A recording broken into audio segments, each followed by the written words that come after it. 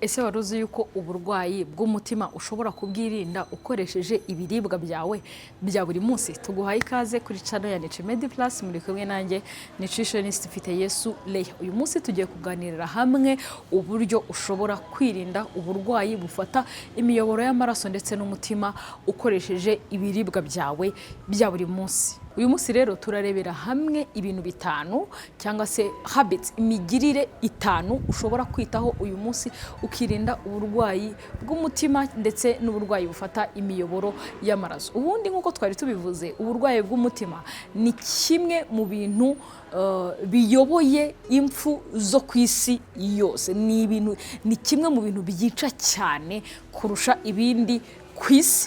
Ariko kandi uburwayi bw'umutima n'imiyoboro y'amaraso ushobora kubyirinda uyu munsi ukurikije ibi bintu bitanu tugiye kwiga. Ntabwo dushaka kujya mu burwayi uburyo bufata umutima n'uburyo imitsi ishobora gufunga bitewe n'ibinure bibi, ahubwo uyu munsi turakubwira ibintu bitanu ushobora gukora ukarinda umutima wawe ndetse n'ibyo ugomba kwirinda mu buryo bworoshye ubasha kumva, tutagiye muri science nyinshi cyane z'uburwayi bw'umutima n'imiyoboro y'amaraso, ibyo twita cardiovascular diseases. Ikintu cya mbere rero ukwiriye gukora uyu munsi, ariko niba utarakanda subscribe kandi ukunda ibiganiro byacu, yikande kugira ngo tujye duhora tubana kandi wiyungure ubumenyi mu mirire ndetse no mu buzima. Ikintu cya mbere ukwiriye gukora niba ushaka kugira ubuzima bw'umutima wawe bumeze neza, ukwiriye kwitoza kurya imboga ndetse n'imbuto bitandukanye.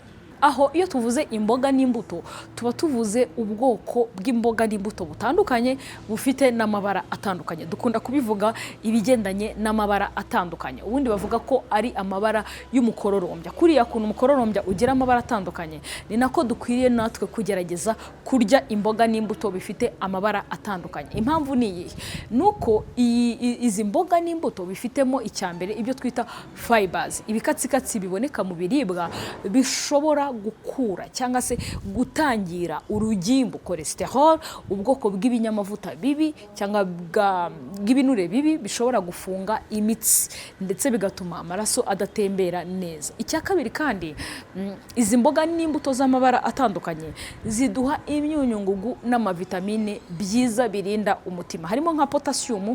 Potassium idufasha mu gutuma umuvuduko wacu w'amaraso ujya ku murongo. Ikindi, zikabonekamo n'iyindi myunyungugu itandukanye ndetse n'amavitamine atandukanye byinshi bishobora gufasha mu kurinda umubiri wacu. Ndetse imboga n'imbuto bibonekamo ibyo twita antioxidant. Antioxidant ni ubwoko bw'ibintu byiza bifasha mu gukura imyanda mu mubiri. Bityo iyo uriye imboga n'imbuto bitandukanye by'amabara atandukanye kandi buri munsi, bigufasha mu gutuma umutima wawe n'imiyoboro y'amaraso bikora neza kuko biwurinda kwangirika. Mu mboga n'imbuto rero dushobora kuvugamo ubwoko butandukanye. Ushobora kurya dodo, epinari, brocoli, chou-fleur, imiteja, intoryi, inyanya, ibitunguru, amakarote.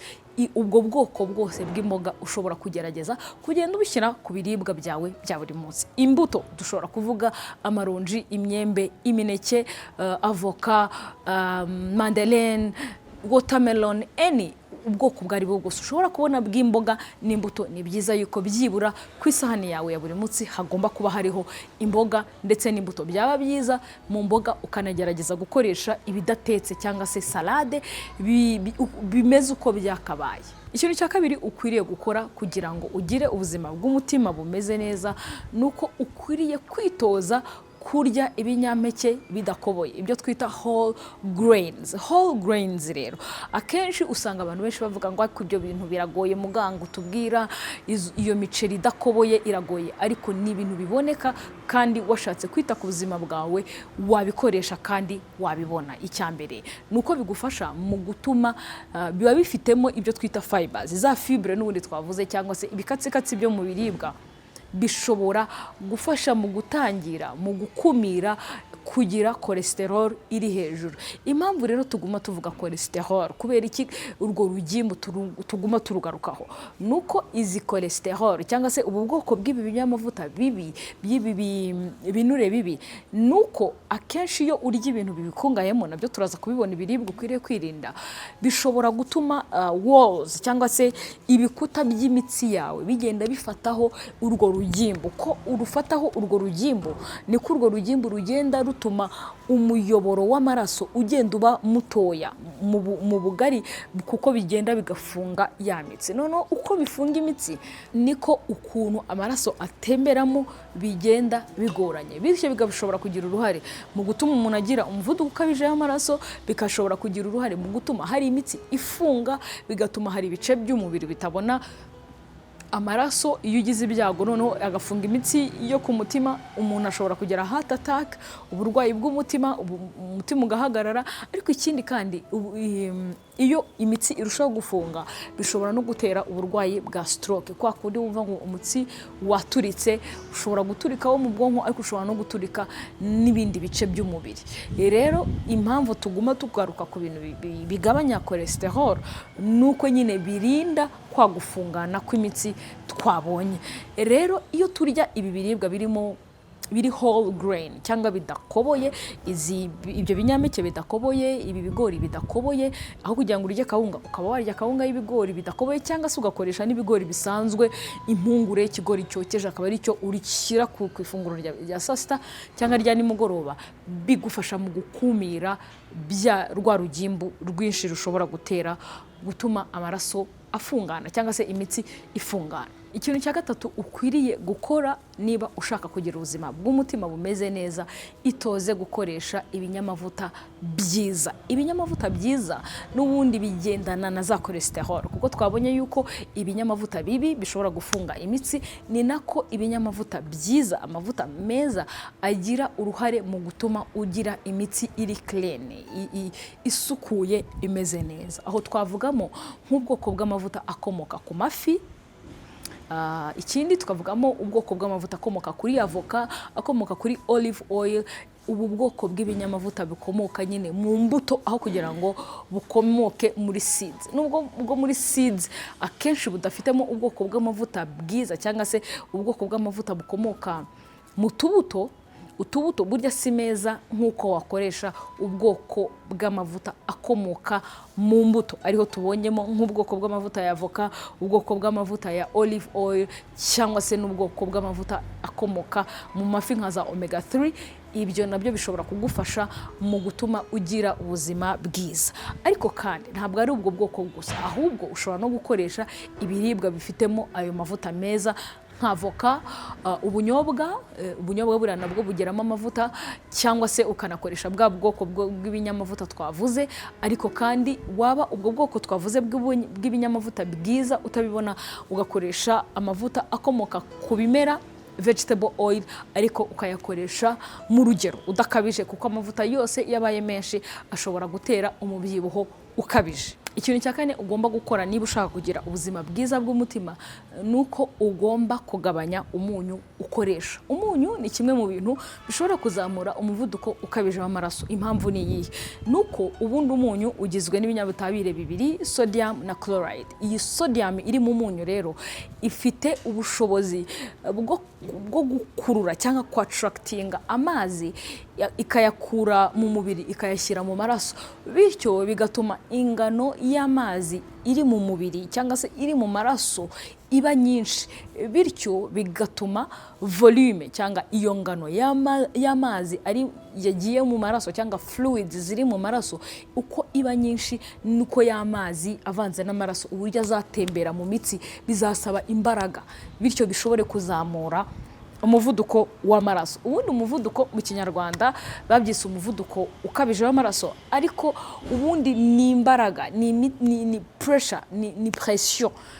Hari igihe biba bigoye kubisobanura mu Kinyarwanda, ariko ni uburyo ibyo bintu amaraso acana mu mitsi avec pression, bifite nyine imbaraga. Ntabwo ari uburyo acamo yirukanka, ahubwo ni uburyo pression umubiri nako amaraso ashyira kuri walls, ku bikuta by'imitsi. Dufata urugero nk'uruhombo, igihombo, za mpombo nyine bavomesha amazi, rura ruhombo urucometse ahantu hari kuvamo amazi menshi nko ku kigega, udacometse kuri robine, ayo mazi yagenda afite pression. Ni nako rero amazi yabaye menshi mu maraso ashobora gutera pression cyangwa se imbaraga kuri walls cyangwa ku bikuta by'imitsi bityo bikavamo umuvuduko ukabije w'amaraso cyangwa se bikanatera yuko imitsi ishobora guturika bitewe nuko fluids zabaye nyinshi mu maraso. Ese ibyo bintu murabyumvishije? Mutubwire muri comment niba uburyo turi kubibasobanura mubasha kubyumva. Ariko sodium iboneka mu munyu ishobora gutuma habaho fluid retention, amazi akaba menshi mu maraso bityo bikongera umuvuduko ukabije w'amaraso, aribyo tubonye nka pression iba ku mitsi yawe. Ukwiriye kwirinda umunyu rero. Wirinda ute? Wihita wongera umunyu mu biryo byawe utarabirya, ahubwo banza urye epui ubone kumenya niba umunyu ukeneye. Ariko hari abantu baba bakitangira kurya bataranatangira ugahita ubona ari kongeramo umunyu, si byiza. Banza unaryeho byibura ubone kumenya ko harimo umunyu. Ikindi, niba uri kwitekera gerageza gukoresha ibirungo bitandukanye. Ushobora gushyiramo tungurusumu, ibitunguru byinshi, spices nka za black pepper n'ibindi. Ushobora gukandiraho lemon ku biryo byawe, indimu. Biriya byose bituma taste buds, utu tuntu tuba ku rurimi, tubasha kumva uburyohe mu buryo bwiza bidasabye ko umuntu akoresha umunyu mwinshi. Rero irinde ikoreshwa ry'umunyu riri hejuru ndetse rigendana n'ibiribwa byo mu nganda. Ibiribwa hafi ya byose byo mu nganda byongerwamo umunyu kugira ngo bidapfa. Itoze gukoresha ibintu biri natural, ugabanya umunyu, utekesha ibirungo biri naturel, ushyiremo spices, izo black pepper, turmeric n'ibindi nk'ibyo ngibyo bifasha mu gutuma wumva ibiribwa byawe bikuryoheye. Ikintu cya gatanu ari nacyo cya nyuma ugomba gukora nuko ugomba kurya ibiribwa bikungahayemo omega 3. Omega 3 ni ubwoko bw'ibinyamavuta byiza bishobora gufasha kurinda umutima, ariko ni byiza ko dushobora kubikura mu biribwa biboneka. Ishobora kuboneka mu mafi atandukanye, ndetse ishobora no kuboneka mu tubuto nka chia seeds ndetse na flax seeds. Ishobora no kuboneka no mu bunyobwa twita walnuts. Ubwo bwose ni ahantu ushobora kubonamo ibi binyamavuta byiza. Ariko uretse n'ibi binyamavuta byiza, itoze no kurya ibyubaka umubiri bikomoka ku bimera, kuko nabyo bifitemo fibre nyinshi. Ry'ibishyimbo, ry'amashaza, rya lentille, ibi binyamisogwe, izi leguminous ziba zifite kariya gahu kayo k'inyuma, kariya gahu k'amashaza, k'ibishyimbo, k'amalentille, nako gakungahayemo fibre nziza zigabanya ya cholesterol zikarinda umutima. Niba utari kurya amafi, nturye chia seeds, nturye flax seeds, nawe ushobora kugerageza gukoresha biriya biribwa nabyo bikungahayemo ibikatsikatsi biboneka mu biribwa, bizagufasha kugira ubuzima bwiza bw'umutima. Dusoza, reka tuvuge ibintu by'ibanze ugomba kwirinda niba ushaka kugira ubuzima bwiza bw'umutima. Icya mbere, ukwiriye kwirinda ibiribwa byongewemo amasukari menshi, amafanta, amaji, byitondera. Ukwiriye kwirinda ibiribwa byongewemo umunyu mwinshi, ikoreshwa soya sauce, biriya biribwa byo mu nganda byinshi byitondere kuko byongewemo umunyu mwinshi. Icya gatatu, ukwiriye kwitondera gukoresha inzoga ndetse n'itabi kuko biri mu bintu bya mbere byica umutima. Ukwiriye kwirinda stress, umuhangayiko ukabije, kuko nawo ushobora kugira uruhare mu burwayi bw'umutima. Ikindi kandi, ukwiriye kwitondera ibiribwa byatetswe mu mavuta menshi, cyane cyane byo mu nganda, kuko ntabwo uzi amavuta bakoresheje, ariko kandi n'amavuta menshi ashobora kugira uruhare mu kwangiza umutima. Ukwiriye kwitondera kurya inyama zitukura nyinshi, kuko nazo zishobora kubamo rwa rugimbu rubi twavuze rushobora kwangiza umutima. Niba ugiye kurya inkoko, itondere ukureho uruhu rwayo rw'inyuma, kuko narwo rushobora kubonekamo cholesterol nyinshi zishobora kugira uruhare mu kwangiza umutima. Ibyo ni bimwe mu byo ugomba kwirinda. Ariko urya imboga, unywa amazi, ukore siporo, uruhuke. Ikindi, wirinde stress. Icyanyuma, wipimishe kwa muganga umenye aho uherereye. Centre de santé zose zo mu Rwanda, poste de santé zose zipima umuvuduko w'amaraso, ukamenya aho uherereye, bityo bigatuma wirinda uburwayi bufata inzira z'amaraso ndetse n'umutima muri rusange. Niba utarakana subscribe, yikande niba wakunze bino biganiro byacu, kugira ngo tujye tubana mu buzima bwa buri munsi, umenye ukuntu ukwiriye kurya ndetse n'uburyo ukwiriye kwitwara kugira ngo ugire ubuzima bwiza. Mwari kumwe nanjye nutritionist Lea Mfiteyesu, naho ubutaha.